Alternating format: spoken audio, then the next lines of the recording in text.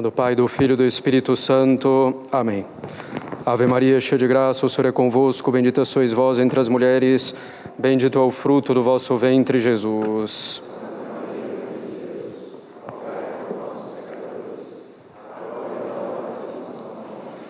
Podem sentar-se. Estamos no último dia de 2019, foi um ano de provações como sempre. Estamos aqui nessa terra que é um vale de lágrimas. Claro, um ano repleto também de verdadeiras alegrias. A situação na Santa Igreja Católica continua, infelizmente, preocupante. Colhemos cada vez mais os frutos do modernismo que se baseia nos princípios da filosofia moderna subjetivista.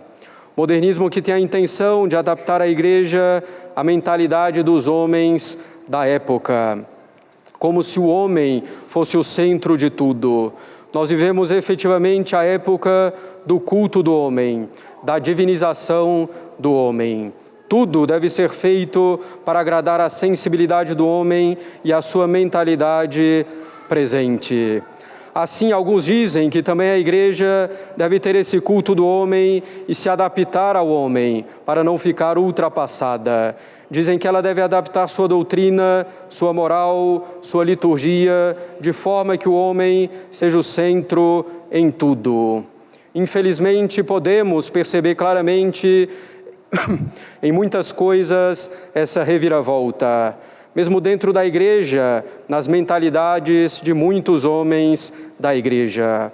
Em vez de fazer a cultura se centrar em Deus, preservando o que ela tem de bom, acrescentando o que lhe falta e tirando o que tem de ruim, querem que Deus seja adaptado a cada cultura como se Deus fosse mutável.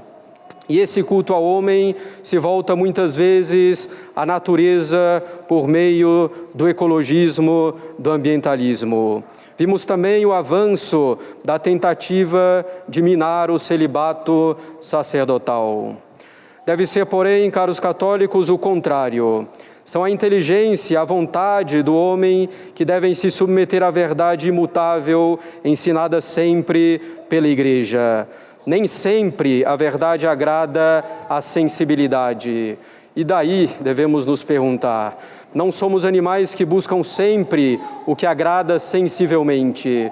Somos seres dotados de inteligência e de vontade que devem buscar a verdade e o bem, ainda que desagradem em certas circunstâncias. Encontraremos, na verdade, no bem e no belo espiritual, não algo que agrada momentaneamente à sensibilidade, mas encontraremos algo que nos traz a verdadeira felicidade. Deus é a verdade e a causa de toda verdade. Deus é o bem e a causa de todo o bem. Deus é o belo e a causa de todo o belo. Deus não muda, sua revelação não muda, a doutrina católica não muda, a moral católica não muda. A liturgia católica não pode mudar, a não ser de modo orgânico e para melhor exprimir a doutrina católica. Deus é o centro, não é o homem. A Igreja guarda a sua juventude e seu vigor na medida em que permanece como uma rocha na doutrina e na moral de Cristo, na medida em que utiliza meios semelhantes aos meios que tanto funcionaram ao longo dos séculos para converter as almas. Hoje se buscam tantos e tantos meios de evangelização e se esquece do principal.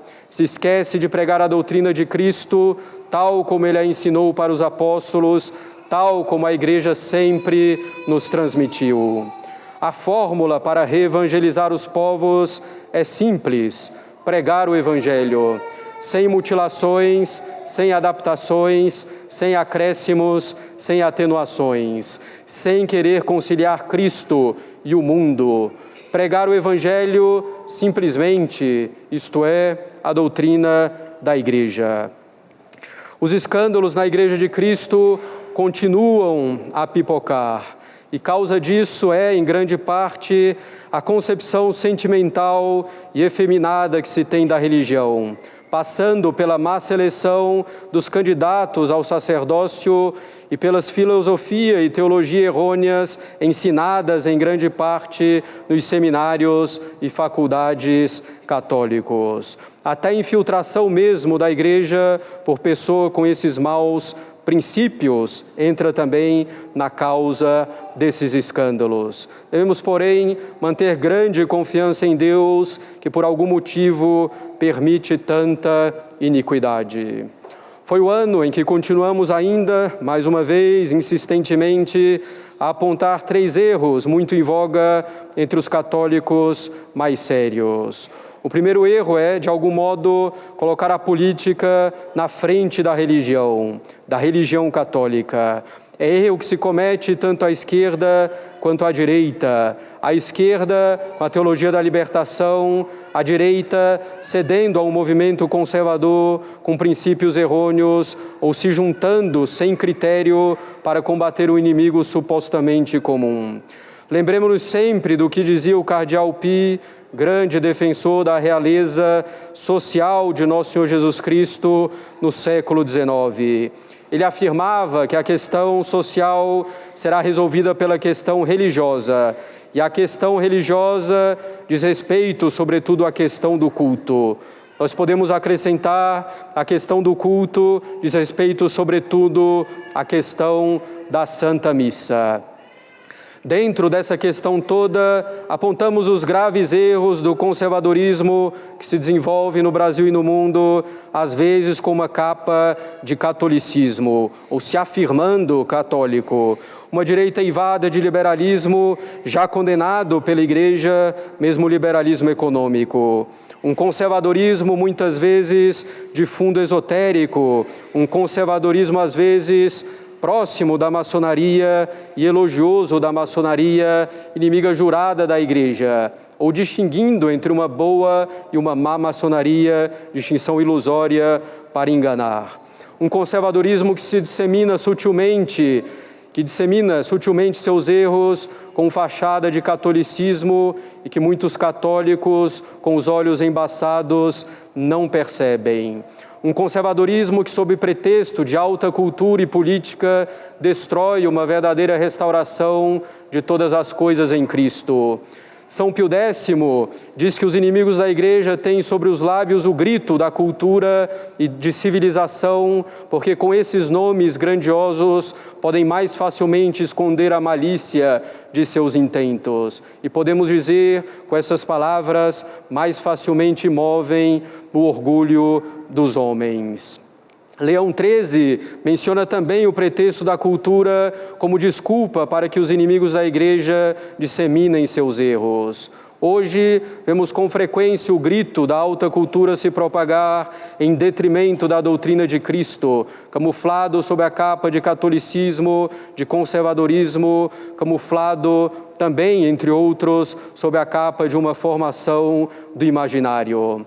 Espalha-se nesses meios conservadores também o gravíssimo erro do perennialismo, que afirma que todas as religiões são a expressão de uma única tradição, a que chamam tradição perene, sabedoria perene ou filosofia perene. Filosofia perene, termo às vezes usado corretamente para designar a boa filosofia aristotélico-tomista. Então dizem tradição perene, sabedoria perene, como se a religião católica não fosse a única verdadeira, como se não estivesse em contradição com as outras, mas fosse mera expressão dessa tradição comum.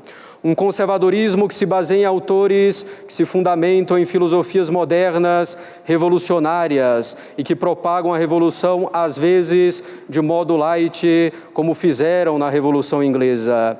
Esse conservadorismo que surge tem nas suas variadas vertentes alguns desses erros. Direita, esquerda e centro sempre se uniram contra a Igreja na política moderna.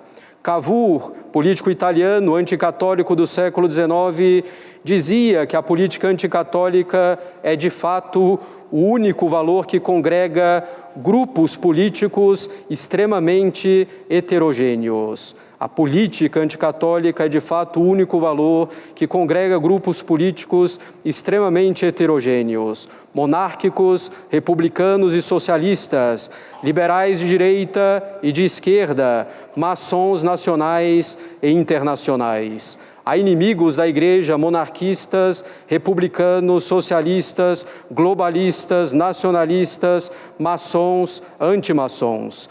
Há inimigos da Igreja que se dizem católicos. Monsenhor João, elogiado por São Pio X, dizia que as coisas iriam melhorar somente quando os católicos não mais recuassem de suas convicções, quando os católicos retomassem a coragem mediante a prática das virtudes, quando retomassem a via do sacrifício para seguir o Messias pobre e sofredor, quando parassem de mendigar a salvação à direita e à esquerda, quando formassem o partido de Deus de que falava o Papa São Pio X. Partido de Deus que não é, evidentemente, em primeiro lugar, um partido político. Como diz o padre Lemoine, primeiro e melhor biógrafo de Dom Bosco, o demônio não se converte e não se apaga. Se ele é introduzido em casa por uma falsa doutrina, ainda que mínima, por exemplo, ele trará consigo a traição e a morte. Foi o erro, por exemplo, do rei Carlos Alberto, da Itália, que quis utilizar os liberais como meio para fazer a Itália livre e para que nela florescesse a religião, fazendo frente comum com os liberais contra o suposto inimigo comum, mais revolucionário ainda que os liberais. Terminou engolido pelo liberalismo. Cooperar e favorecer o erro em vista de um bem não vai resolver nada e é ilícito. O segundo erro é o erro do aparicionismo, que é o apego a aparições que não são devidamente aprovadas pela Igreja ou apego desordenado mesmo àquelas aprovadas pela Igreja, baseando às vezes toda a vida espiritual em aparições, muitas vezes com interpretações puramente pessoais delas. Chamamos a atenção também para grupos que, sob a aparência de promoção à devoção à Nossa Senhora, em particular a Nossa Senhora de Fátima, tiram proveito da boa fé e da boa vontade das pessoas para conseguir dinheiro. É preciso, claro, levar a sério as aparições aprovadas pela Igreja, mas sem fazer delas o fundamento de tudo, sem abusar da boa fé das pessoas para conseguir recursos. O terceiro erro é o do culto de personalidade, que consiste em tornar uma pessoa a referência única para a solução de todos os problemas, em substituição à Igreja, à sua doutrina, em substituição à hierarquia da Igreja, e ter uma reverência desordenada a essa pessoa.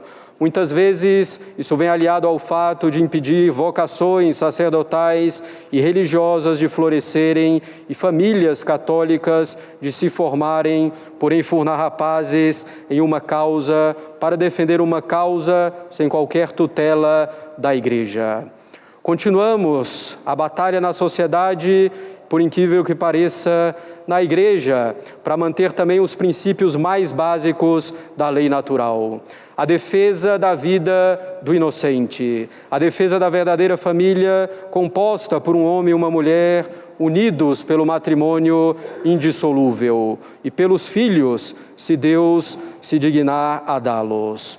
O mundo precisa de famílias católicas e de bons padres. E como insistimos algumas vezes, as duas coisas caminham conjuntamente, a família católica e o sacerdócio católico. Não pode haver restauração de tudo em Cristo sem as duas coisas trabalhando em união.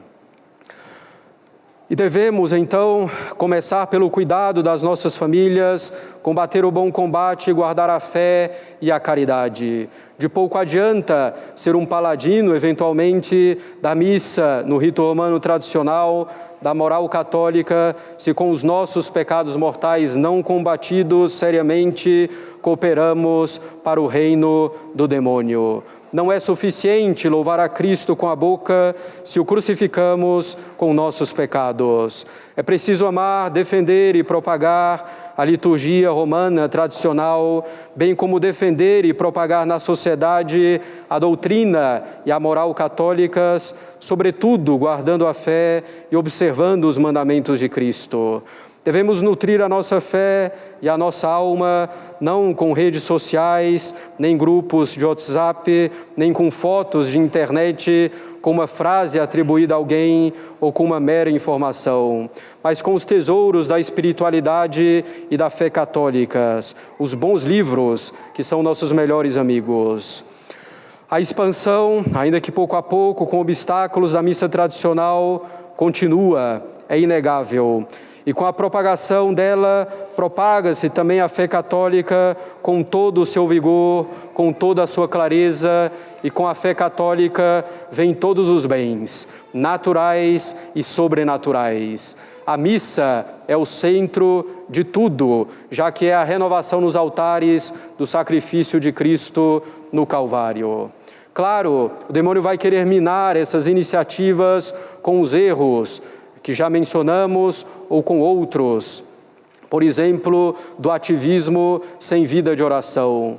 Nos meios que se defendem menos bem, o ataque do inimigo será muito bem sucedido, desviando do bom caminho.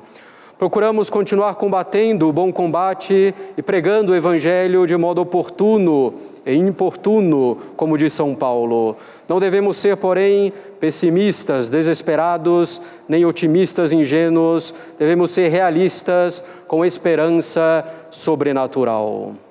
No Instituto Bom Pastor, tivemos a eleição de um novo superior geral no mês de agosto. Contamos com a ajuda das orações de vocês na peregrinação à Aparecida e durante o próprio capítulo geral do Instituto. No Brasil, temos o apostolado crescendo, pouco a pouco, com missas em Florianópolis e Porto Alegre. Ajudamos também o apostolado da missa tridentina em Goiânia, algumas vezes auxiliando o padre Braulio, redentorista. Continuamos insistindo nesse ano em alguns pontos fundamentais sobre a família.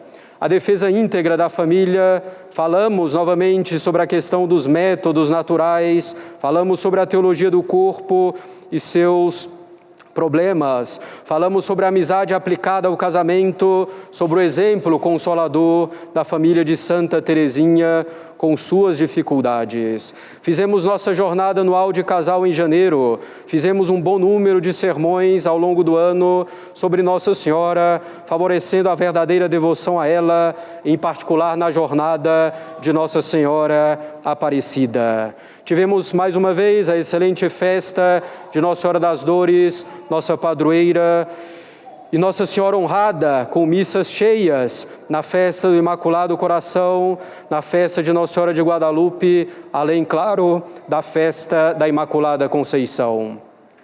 Veneramos a relíquia que temos a graça de possuir em nossa capela, veneramos a relíquia do véu de Nossa Senhora em duas ocasiões, na festa de Nossa Senhora das Dores, na Imaculada Conceição. Tivemos a graça insigne de adorar a verdadeira cruz de Nosso Senhor na festa da exaltação da Santa Cruz.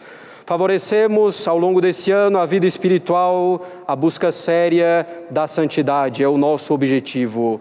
Insistimos, como sempre, em diversas ocasiões, na alegria no serviço a Deus, na alegria com a fidelidade nas pequenas coisas. Falamos na legítima diversão de um católico e que não devemos ser tristes ao seguir a Deus, bem ao contrário, devemos ser alegres. Ao lado da alegria, insistimos bastante ao longo do ano na confiança que devemos ter em Deus, lembrando que alcançamos de Deus o quanto esperamos dele. Falamos sobre a dependência total de Deus e sobre a infância espiritual, que é a graça própria desse tempo de Natal. Falamos de um erro crescente, que é a heresia das obras, a aplicação a obras de apostolado, descuidando em grande parte da vida de oração. A vida de oração é a alma do apostolado, a alma da restauração de tudo em Cristo.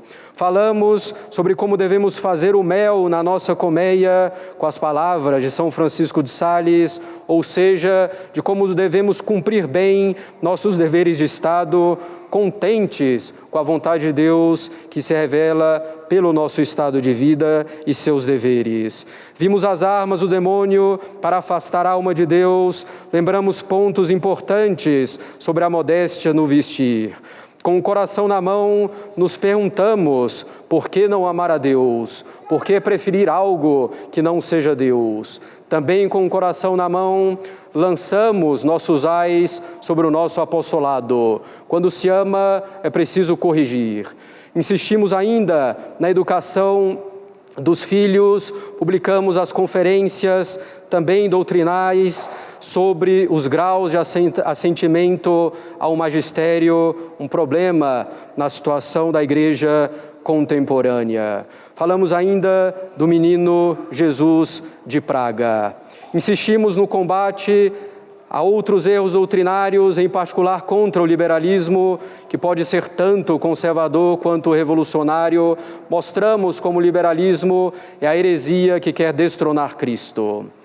Tivemos grandes alegrias nesse ano, é evidente. Começando pelo nosso singelo apostolado. Muitas crianças nasceram no apostolado, 26 batizados foram realizados, 26 pessoas nasceram para a vida da graça. 24 crianças e 2 adultos foram batizados. Fizemos a devoção das 40 horas em reparação pelos pecados do Carnaval. Tivemos, mais uma vez, uma belíssima Semana Santa na capela, digna do céu, enquanto isso é possível. 16 crianças receberam a primeira comunhão. Uma magnífica cerimônia de crisma com o bispo auxiliar de Brasília, Dom José Aparecido, seguida de missa prelatícia com 15 crismados, sendo 9 crianças e 6 adultos. Continuamos o catecismo de adulto ao vivo, terminamos de publicá-lo na internet. Em uma estimativa modesta, tivemos 3.000 confissões na capela. Que graça extraordinária a de ter padres praticamente a cada missa para confessar. 2 missas públicas diárias, 3 missas no domingo. Tivemos a partida do Padre Marcos para Belém, mas mantivemos todas as atividades. Tivemos ainda em nossa capela 4 casamentos. Mas os números, meus caros, nem nos interessam tanto. Interessa-nos que se busque efetivamente a santidade. Tivemos a continuidade da casa de formação preparatória para o seminário. Retomaremos agora em janeiro, pedindo a oração de todos. A providência tem nos ajudado muito. Nosso cardeal arcebispo também sempre nos ajudou e ajuda consideravelmente. Continuamos a favorecer a devoção das primeiras sextas-feiras e dos primeiros sábados em reparação ao Sagrado Coração de Jesus e ao Imaculado Coração de Maria, respectivamente. Adoração ao Santíssimo Sacramento em 2 quintas-feiras por mês, na medida do possível. Mas ainda temos pouca gente para adorar nosso Senhor nessas ocasiões. Infelizmente, me vejo obrigado a repetir nesse ano o que falei no ano passado. Somos poucos a adorar nosso Senhor nessas quintas-feiras. Entronização do Sagrado Coração de Jesus nos lares de mais famílias, aguardando ainda aquelas que não fizeram a entronização. Mais de 60 casas foram abençoadas na Epifania. Terço com formação doutrinária e espiritual para pais e mães de família, grupo de moças e sociedades da alegria para os meninos, a fim de que se nutram desde a mais tenra idade com doutrina e ambiente católicos, a fim de que formem o caráter e as virtudes. No total, mais ou menos 60 crianças presentes regularmente nesses grupos. As aulas de história da Igreja que muito ajudam. Como disse o cardeal Newman, conhecer profundamente a história é deixar de ser protestante, ou seja, tornar-se católico. Tivemos curso sobre a história de Israel no primeiro semestre e o curso de virtudes ao longo de todo o ano. Tivemos a continuação das conferências sobre a vida dos santos, que nos mostram concretamente a prática da virtude e inspiram e elevam a alma. Passamos grande parte do ano na excelente, edificante vida de Santa Joana de Chantal. Nesse ano, continuamos com o retiro para homens e para mulheres. Infelizmente, um apenas, mas é melhor do que nenhum. Continuamos as importantíssimas formações para as jovens mulheres, para os jovens homens. Nas formações de rapazes e moças, de pais e mães de famílias, fomos da importância da missa tridentina à importância do recolhimento na vida espiritual. Continuamos a insistir com jovens rapazes e moças no bom trato uns com os outros, respeitoso. Tivemos também os bons momentos com nossos tradicionais almoços ou com fraternizações após festas importantes. Tivemos a festa de São João, a excepcional festa de Todos os Santos. Repetimos as duas peregrinações imensamente frutuosas, a peregrinação nacional do IBP Aparecida em julho e a peregrinação de nossa Capela à Trindade em dezembro, no sábado que antecede o terceiro domingo do Advento. Então, para honrar Nossa Senhora e a Santíssima Trindade. E não só repetimos as duas peregrinações, como acrescentamos mais uma, a peregrinação à relíquia insigne de Dom Bosco em nossa arquidiocese. Temos então uma peregrinação nacional, uma regional e uma local. Foram momentos de inúmeras graças em virtude dos sacrifícios e de um excelente convívio, com orações e as já tradicionais cantorias. Quanta alegria! Começamos também a nossa adoração, continuamos a nossa adoração ao Santíssimo Sacramento, já mencionada, e demos mais alguns passos na devoção ao Menino Jesus de Praga, devoção eficaz para a nossa santificação. E vamos festejá-lo no próximo domingo, festa do Santíssimo Nome, com toda a honra. Conseguimos fazer ou aperfeiçoar a edição do nosso livro de orações, que parece fazer tanto bem a tantas pessoas. Foi um ano em que Deus e Nossa Senhora das Dores nos permitiram manter muitas coisas úteis no nosso apostolado para o progresso de cada um e das famílias.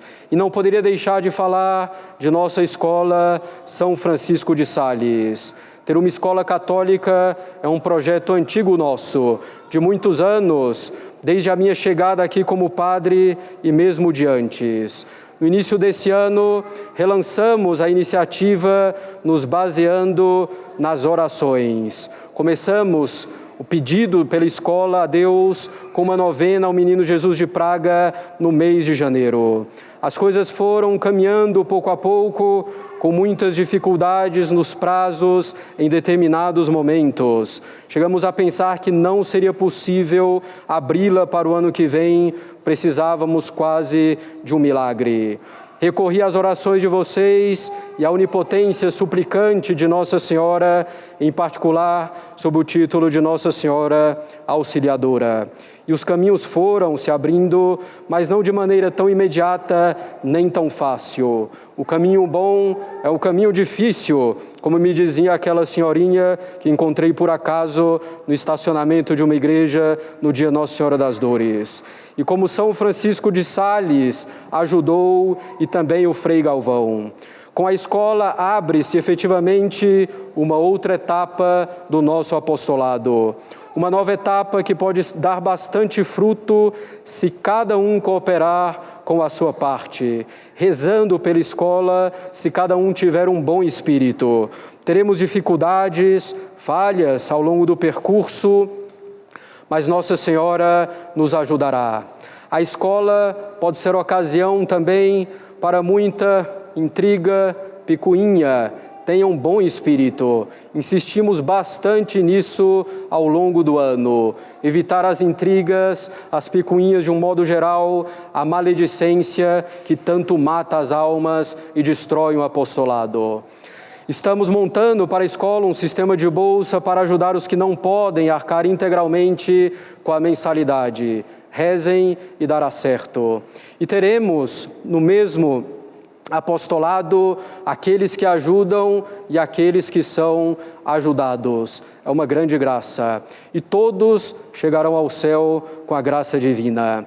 Essa escola deve ser a pupila dos nossos olhos, sobretudo nos primeiros anos de sua existência. O lema de nossa escola é o lema de Dom Bosco: dami-que animas et cetera tolle. Dai-me as almas e tirai o resto. É isso que queremos na escola, como em todo o nosso apostolado. Ganhar as almas dos alunos para Deus. Não queremos glória nem reconhecimento, queremos as almas fixadas, firmadas em Deus. Claro, buscaremos a excelência acadêmica, além da firmeza na fé, da profundidade na caridade e da prática de todas as virtudes. Procuraremos formar inteiramente essas crianças e depois jovens no espírito de Dom Bosco, com grande alegria, com bondade, utilizando o seu sistema preventivo. Formaremos os alunos em cooperação estreita com as famílias. Rezem muito pelas pessoas envolvidas na escola, pelos alunos, pelas famílias. Disso dependem frutos duradouros de nosso apostolado.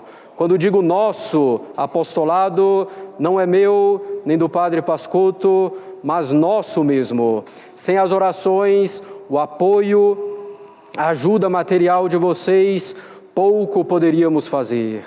As famílias que já não podem colocar os filhos pela idade, não fiquem simplesmente se lamentando. Deus governa todas as coisas para o bem de cada um.